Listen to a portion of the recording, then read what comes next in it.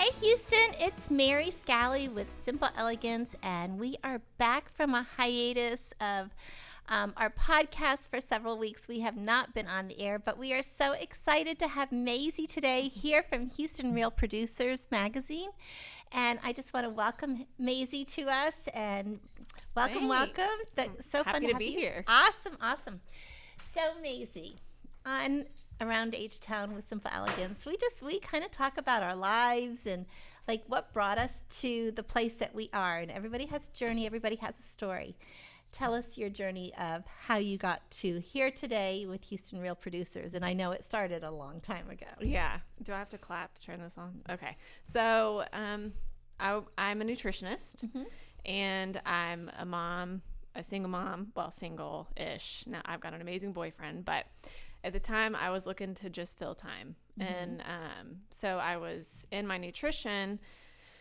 I go to the gym a lot, so I was working a lot with like bodybuilders to get them ready for show and prep and things of that nature. But that was really just to get my foot in the door. I really wanted to work with people that had autoimmune diseases and issues where they felt like they were practically on their deathbed every day. And so I got my foot in the door. I weaned out of doing the prep and the show and all that stuff. And my workload lightened because of that. I wasn't cooking meals for a million people. And so I was looking to just fill some time. I've got my kids 50% of the time. I split 50-50 with my ex-husband. And so I saw this job posting for an appointment setter for Houston Real Producers. And I'm like, it's not a lot of time. I don't have to sell anything. I'm so burnt out on the sales stuff. I don't want to do sales. This can just fill time in between and part-time, work when I can, whatever. And so I interviewed, and it was great. And I saw not holes. I don't want to say that there's holes, but I just saw how certain parts of the business could be improved.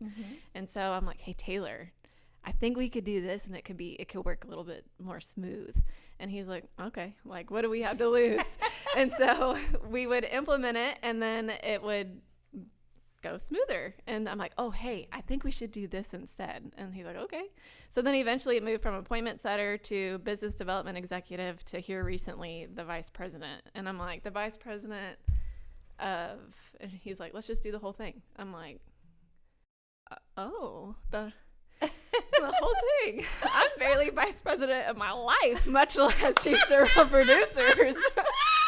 So it worked, and it's fun, and we put each other in our places, and it's amazing. It's opened up so many doors. So cool. That is so awesome. So as vice president of Houston Real Producers, and for those that don't know what Houston Real Producers is, it is a magazine that is about realtors, and it goes out to the top 500 real estate agents in Houston, and it's also in many, many other cities. And again, there's always top realtors featured in it. There's also some of the sponsors are featured in it. We were blessed to be featured. We're very, very blessed. And it's a great, great magazine, and it's a great network avenue. So as the vice president, oh my gosh, now what are your duties? And I Right. love that, what I love, and we kind of talked about this earlier, is that you saw an opportunity to step into a company, but you were looking at how can I be my best for this company, and how can I assist them in growing? And that brought you to, instead of just coming in and doing a job, you took the opportunity and the initiative. So I am the type of person that I can't be a part of something unless I can back it 100%. My mom's a lender. I grew up thinking that all of her real estate agent friends and employees were my friends. She used to have an office inside Prudential, Gary Green, and Katie, and they had like all the offices on the outside and then the bullpen in the middle. And there were 4 desks that had no one sitting there, and I'm like, I'll take each one of those. And I made like a little name plaque, and I had the little tent out of paper, and I put it on there, and I'm like picking up the phone, talking to people. And I knew I wanted to be in real estate, but I knew I did not want to be a lender. And I thought I wanted to be a real estate agent, and I'm like, no thanks, that's not going to happen. I can't do that. So I knew that I wanted to help benefit the real estate community, but I didn't know how I was going to do it if I wasn't going to be a lender or an agent. And so whenever I saw the job posting for this and it was for realtors, I was like, oh, that's kind of cool. Like maybe that's my little avenue. And I also have a background in marketing and branding. And so I was just thinking, you know, maybe I could, if I set appointments for people, then their business grows. And then they go from some hole in the wall company to maybe they can someday have a franchise, or I just want to help people. My passion is to help people. And so, nutrition.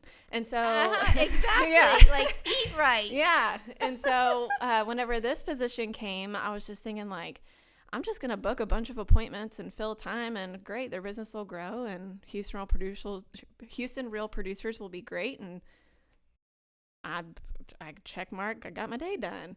And then it just went from there. My passion is with the partners. It's with the people who want to get in front of the top 500 and explode their business by helping other people, especially agents, get to the closing table quicker. It makes everyone more money. Everyone gets their dream house. Everyone has their pool fixed, their AC ducts cleaned, and everyone's happy. And so it just, as it went on, I just found myself not being able to hold back the passion. And so the marketing branding aspect came into it, and it's like, hey, so this is what we look like. This is what we need to look like. Let's try to go there. And so things just, like I said, the holes were filled. I wanted to be able to help the company be better and not necessarily need recognition. I didn't want, not that I didn't want to be vice president. It's definitely the last thing I expected. That's for sure. But it was fun to watch everything kind of unfold and like to see people happy. And I'm like, I want to be a part of something that's going to help change the industry, really just shift the industry. And so now as vice president, I get to talk to the partners. I get to talk to every single one of them. What's your ROI, which is really big to me. I want to make sure that your ROI is there. I want to make sure that your business is growing. If it's not growing with Houston Real Producers, what do I need to do? Who do I need to connect you with? Where do you want to go? Where do you want to grow? Where do you see yourself in 36 months? Let me help you get there. With the agents, I mean, where we pull our numbers from is not 100% accurate, only because where we pull from doesn't include a lot of new construction, and it doesn't include things that, like, my neighbor's about to sell their house. You want to look at it before we list it, and okay, yeah, sure, sold. And that doesn't go on MLS. So we can't include those numbers, and there's a $1.3 million house that you don't get credit for. Right. So I get to interview these agents and help them fill holes. Oh, I need a roofer. I need a stager. I need whatever that looks like. I get to fill those holes. So I'm helping. And then it's just helping with the operations and making sure the day-to-day is taken care of. What does our marketing look like? What does our branding look like? Let's have our parties. Like, where are we going? What are we doing? Where are we? What are we going to eat? Like, it's just a lot of fun. We're doing a boat cruise on Lake Conroe next week. I'm very excited. On my birthday. Happy birthday! Yes. I may have planned that strategically.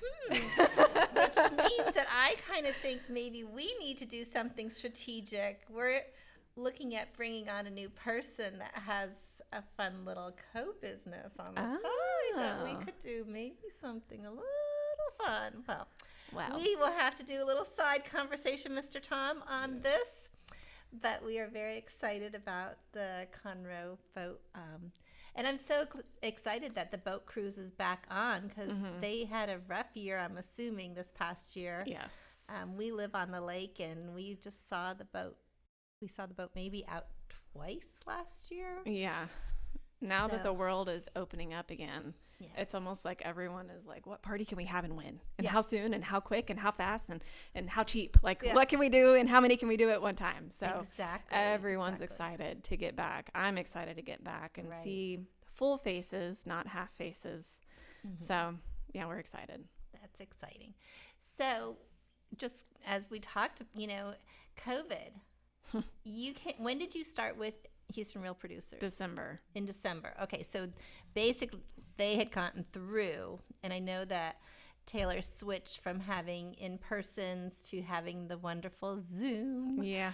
You know, what would we have done without Zoom? And again, thank God for technology. Yeah. Like last year would have been horrible without the technology that we have today. But you came in December, so there was the first party was the red carpet, and that was a really, really fun event. Yeah. Oh my gosh. It was at at the Petroleum Club, was it? Yeah, it was at the Houston Club. Houston Club. Yep. Which is such a beautiful, beautiful location Yeah. in Houston.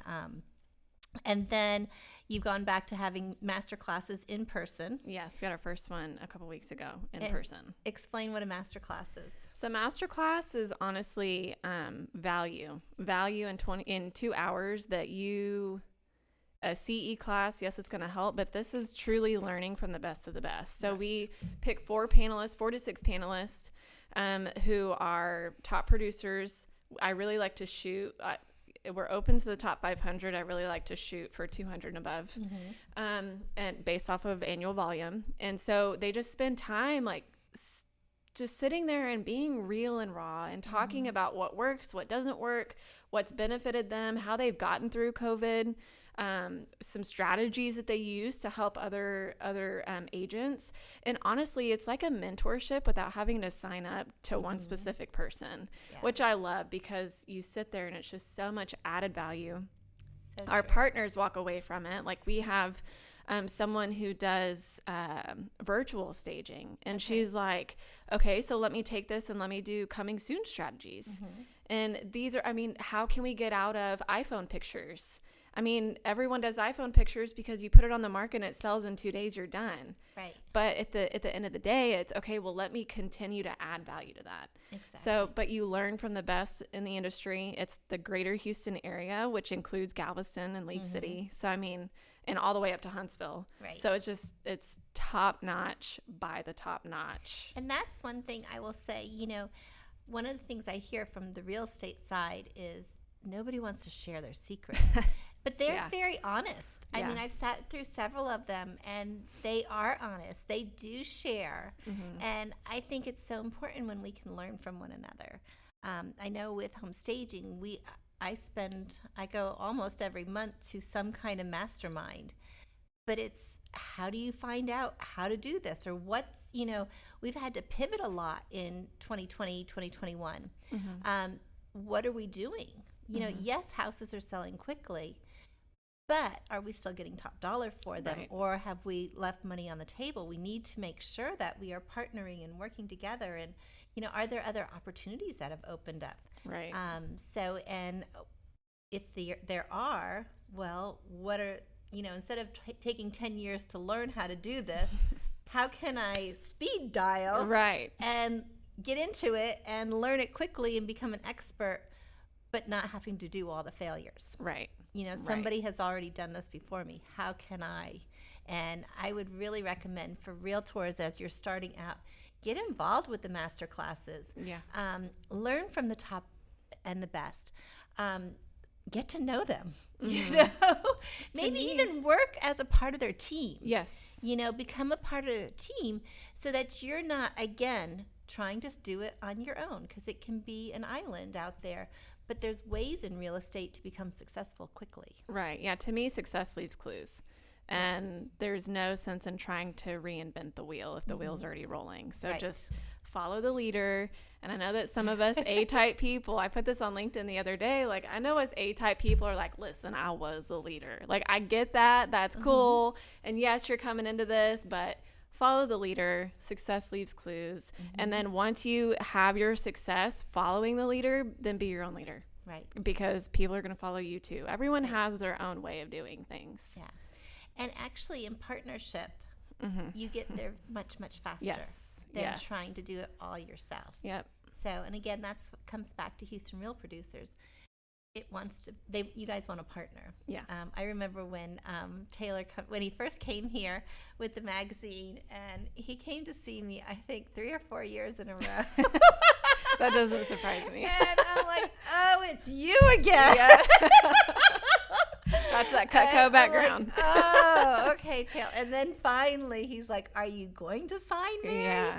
And, it's been a great thing for us, and especially Mazie, now that you're there, because you are like feeding us people, and I feed them straight to Susan. And she has the time to follow up. But like you then come right back. Have you followed up with this person yet? Have you followed up? I'm like, Susan, have you followed up? Well, and you know what? The money is in the follow up. Yes. It's, and it's, they say, I love, do you follow Grant Cardone at all? Oh, yes. Okay. Oh, yes. I love his story about him, his biggest win was his wife. Yeah. And it was 13 months he called and left a message every month. But then he networked and is partnering. He's like, you know what? Who do I know that knows her and knows what she likes? Finds out that she loves guns, and he rents out the top gun place in LA, and which of course that's where she went, and it got her attention because he did something different. Right. And it's like, how are we 10xing our business? How are we being different? But it is in that follow-up. He could have, maybe called 4 times and, she's not returning my phone calls, and said, but then there wouldn't have been an Elena Cardone. Yep. But he kept on going. And I think, like, if I've learned anything from Grant, like, that darn follow-up. Because it's not comfortable. It's not. It's, it gets into that part of us that the insecurities. And the fear of failure. That fear. And what is fear? It's false evidence appearing real. Yep. But so often we get into this. Yeah. As we were hiring Susie, who does a lot of our cold calling, or we call it cold calling, but it's really, what is her position? Her position is building relationships. Basically, like making appointments. It's building that relationship with people. And we're like, well, who's going to want to do this? And she's like, I love people. Yeah. And she was afraid at first, but then when she realized, wow, my position really is just to call people and let them know about Simple-elegance, or connect them to this person or connect them to that person. Oh, well, that's great, you know? And it takes the whole fear away from just picking up that phone call. I think the most beneficial thing I've ever been a part of for my professional life, and really my personal life too, I was in direct sales, and I hated the people. I don't want to wrap my stomach. Like, I don't want to wrap. I don't want a drink that's going to make me super skinny. I don't need candles because I forget about them and my house will catch fire. Like, I can't even cook chicken nuggets in my boyfriend's microwave or in his oven without burning them. I tried to make zucchini the other day, and I'm like, yeah, they're going to be crispy. Because I'm thinking, like, chips. Oh, they were crispy. They were crispy. They were, like... Yeah, it was awful. Anyway, yeah, it was awful. It was don't do it. So anyway, Pinterest failed me. The best thing I think I ever got a part of was a direct sales business because it forced me to get uncomfortable. I went into it really because I had an autoimmune disease, and someone who took me in high school, she's like my second mom. She was a part of it, and she was trying to hit a bonus, and I'm like, okay, that's great, but I'm like negative $7,000 in my account, so good luck to you. I'll be here watching. And she bought my first month for me, and I'm like, I'm not taking this thing. I've been there, done that. I tried the drinks and all that. I'm not doing it. It's not happening. And I let the box sit there for 2 weeks, and then she comes over, and I'm like, oh my gosh, I always look in her trash can and she has her little wrappers. I need to like open the package and put it in the trash can at the very top so she thinks I'm taking it, because I did not want to take this stuff. And I didn't think it was going to work, and I was scared of failure, and I didn't want to waste my time and whatever. And so then she caught on. So then I had to take it, and I started taking it, and 4 days in, I felt a little bit of a difference, which was crazy. I was at a point in my life where I couldn't even stand up straight, couldn't open a door, couldn't brush my teeth, couldn't brush my hair because it just hurt too bad. And so I went on, and other people were noticing, and they're like, what are you doing? And I'm like, nothing. I just slept well for the first time in 7 years. Like, I'm not going to give credit to this little patch. You know what I mean? And so I kept going. And then eventually I couldn't help myself but to talk about it. And I feel like without it being about my kids, that was the first time I was truly passionate about something. Like I was passionate about my kids, I was passionate about sports, but this is where I really figured out, like, I am born to help people. Like, Wow. I want to help people. And so, long story short, I ended up becoming a promoter within the business. And even though I did not want to promote, and financially speaking, it was great, but it helped me step out of my comfort zone. It helped me fail forward. They made me speak in front of all of the nation, like, of that company. And I'm like, I'm going to die. I'm going to throw up. The whole time I'm holding the microphone, I'm like, yeah. You ever had your knees literally knock, you know? I asked for a bar stool. I was like, I'm going to need some Zofran and a Xanax real quick. Like, just thinking to myself. And it honestly, that's where my confidence in that, physically I felt great. Mentally, I was in a much better place than I was. And I had gotten to the point of, I'm not scared, because anyone's no is not necessarily a no. It's a not right now, because people don't know what they don't know. Exactly. And so with the follow-up, I wouldn't have made money if it wasn't for follow-up, because everyone called me the crazy patch lady, like, just because there was a sticker on my arm to give me energy and whatever. And it just, as time went on, it's like, this is what I was meant to do. I'm meant to help people in any way, shape, or form. And they may look at me like I'm a fool, but that's fine. I'll be there for you when you need me to pick you up. Right, I'll be here. I'm going to help you. And when you come from personal testimony, yes, like, there's nothing better than personal testimony. Definitely. Which is and why. when you truly believe in something, and again, and you could talk that talk of, I didn't believe in this. I didn't. I could barely stand up. But now look at me. I have energy. I have ability to give to others. And so it's like, okay, do you want to listen to the personal testimony or no? And again, I love what you said. When they say no, it's not no. It's not today. Yep. It might be tomorrow. We're opening up in Bryan College Station. Yes.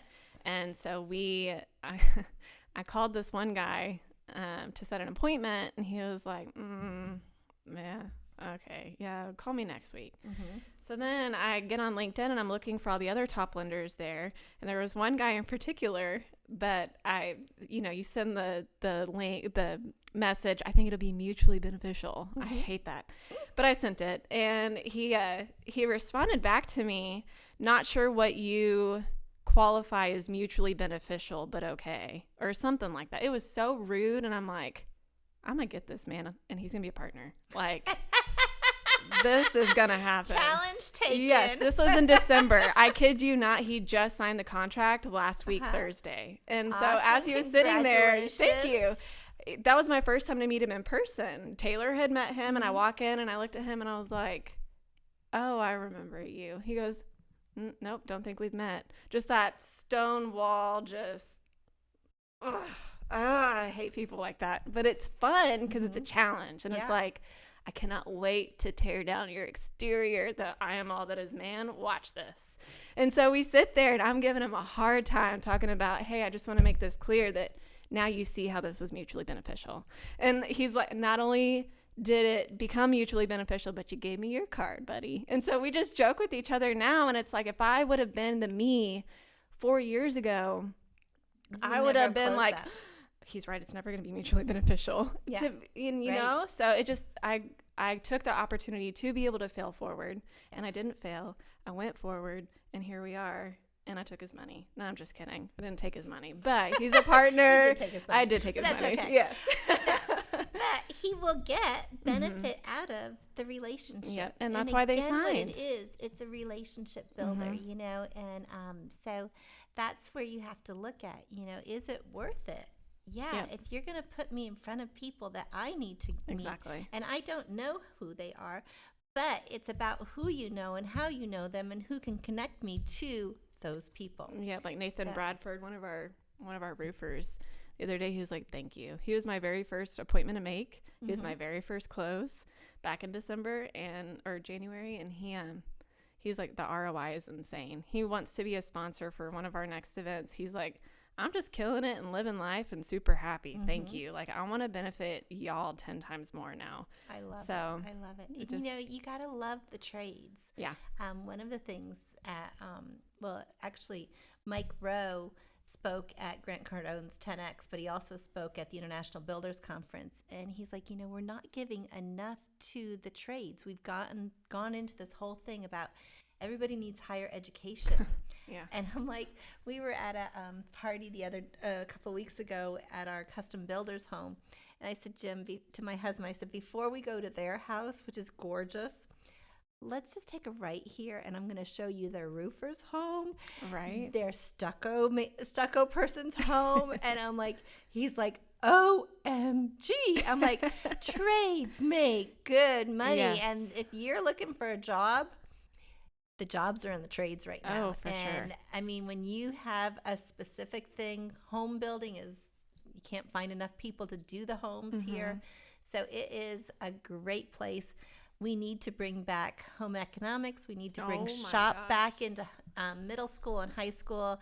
So I'm just putting a little plug in for that. But I really believe not everybody is meant to go off to college. Yeah. The trades is really where so many people can benefit from, and we're hurting our kids right now because of not really putting an emphasis on that. I feel like a trade is a specialty. So, and I would rather a specialist come to my home than someone who was taught how to do something in a very generic way. Right, exactly. So, our trades are so yeah. important.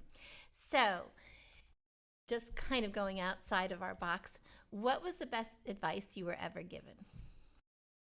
Professionally? It doesn't matter. It might have been from your mom or from your dad or from, a teacher or something. For some reason, the first one that comes to mind, if it ain't broke, don't fix it. Okay. I don't know. My grandpa used to say that all the time. But, oh man, that's a tough one. Maybe I should have read some questions before I came here. I don't know. Man. Trust me. The best advice. That's But a tough one. that's a good one. That's a good one. If That's it ain't broken, don't, it's like so often we're trying to recreate and it's already working. I'm like a copy machine. There is not one brand new idea in my head. I'm like, what are you doing? Okay, I can copy that. Right. Well, and it all goes back to success leaves clues. Exactly. So if it's working, then why would you change it? Exactly. Let me just copy it. Enhance it, but don't change it. Exactly. Like our rug area. We went to a few different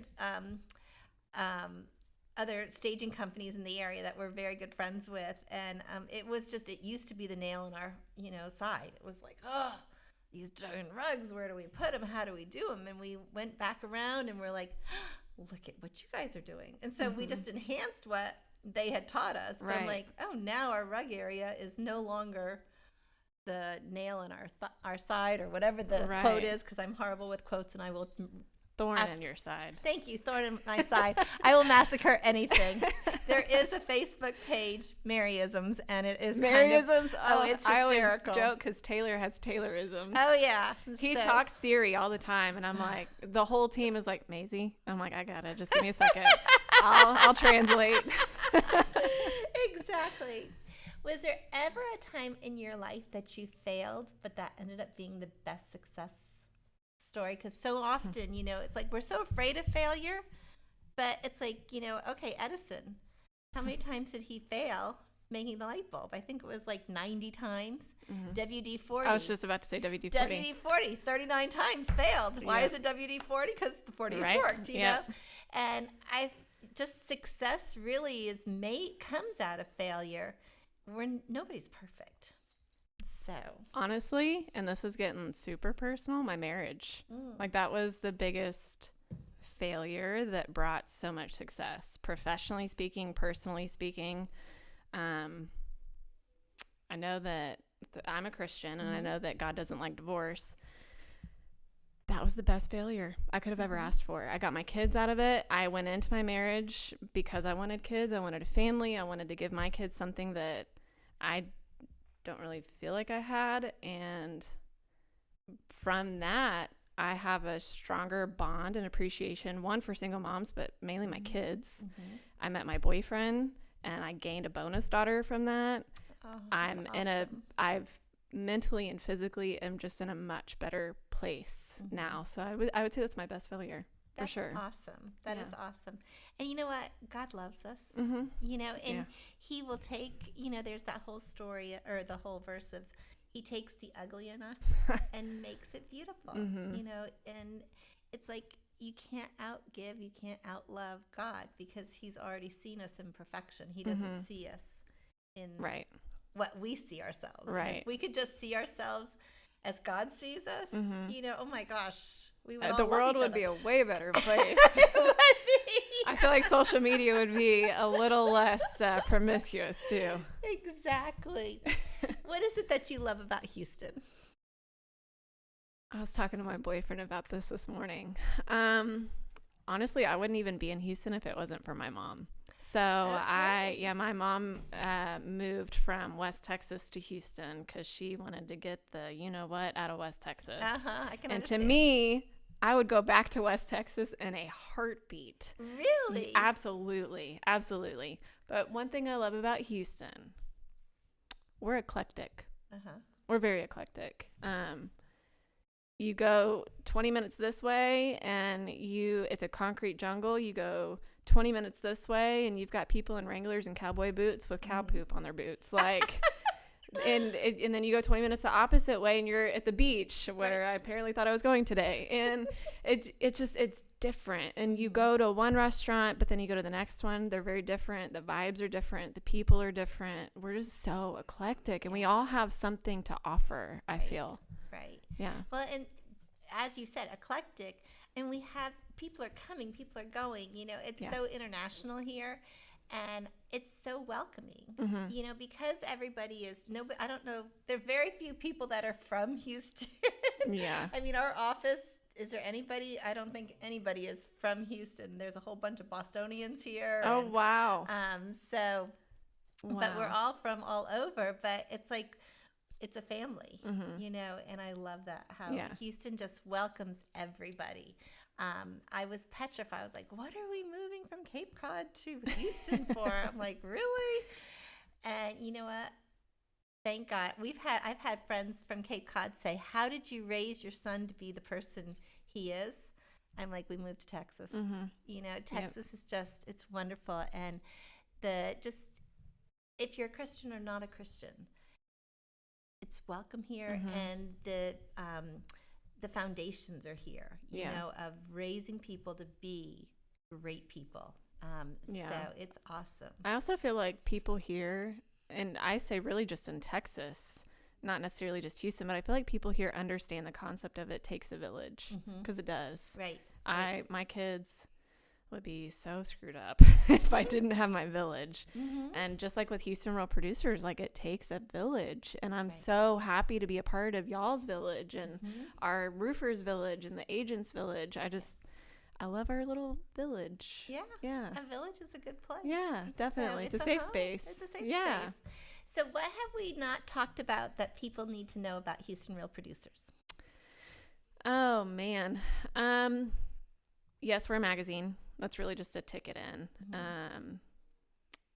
If you're a partner, which is a vendor, so a stager, roofer, AC, everyone who helps the real estate industry, having your ad in the magazine is a ticket in to all the events. You don't pay for anything extra unless you want to. And when you want to is really just to sponsor a party so that your name gets more recognition. And you have more opportunity to share about your company in front of a whole bunch of people. Yep, just like you did at the red carpet event. Exactly. And so it brings value there, but Taylor and I don't want to be known as the magazine people. We want to be known as master connectors within the real estate industry. And we want to, like I said, build other people's businesses. We want to help them grow, and we want to help them be financially benefiting everyone, not just themselves. And we want to get everyone to where they want to be. Like I said, real estate agents closer to their closing with more money and more commission.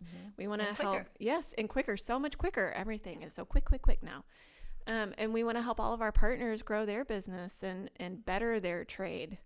And so really it's just we want to be known as master connectors within the industry, because that is what we are, and that's what we're dedicated to. I love it, Mazie. How can people get in touch with you? Call me.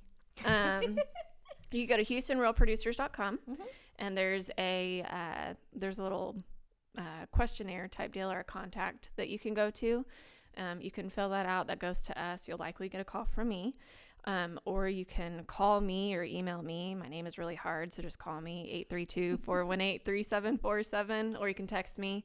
But it's really easy. Taylor is all over social media. Yes. It's all over social media. So Houston Real Producers Facebook page, Instagram, BCS Real Producers for Bryan College Station.